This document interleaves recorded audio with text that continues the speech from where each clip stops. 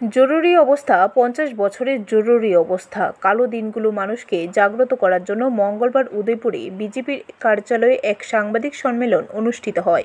উপস্থিত ছিলেন বিধায়ক রঞ্জিত দাস, গোমতী জেলা দলের সভানেত্রী সুবিতা নাগ ও দলের যুবনেতা প্রশান্ত পোদ্দার। প্রত্যেকে জরুরি অবস্থা কালো দিনগুলোর কথা স্মরণ করিয়ে দিয়ে বলেন, ভারতবর্ষে 3 বার জরুরি অবস্থা জারি হয়েছিল।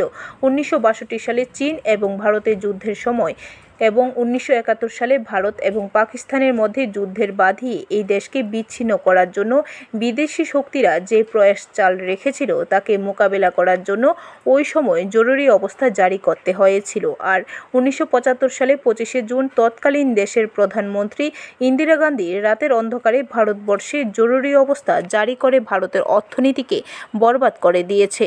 ভারতীয় জনতা পার্টি এই কংগ্রেসের জরুরি অবস্থার কথা মানুষের সামনে তুলে ধরার জন্য এই সাংবাদিক সম্মেলন আয়োজন করা হয়েছে।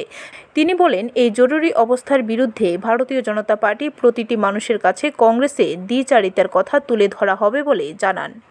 আমরা সবাই জানি, ইতিহাসের পাতায় পেয়েছি 1975-এর তৎকালীন কংগ্রেস শাসিত সরকারের যে ভারতবর্ষের উপর চাপিয়ে দেওয়া যে জরুরি অবস্থা, যে কালো অধ্যায় গঠিত হয়েছিল, তার 50 বছর পূরণ হয়েছে।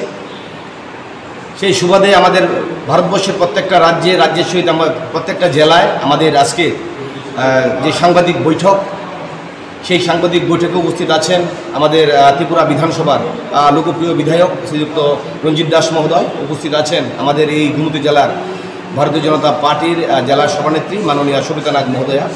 আমি প্রথমে আজকের এই ব্যুরো রিপোর্ট, খবর ত্রিপুরা।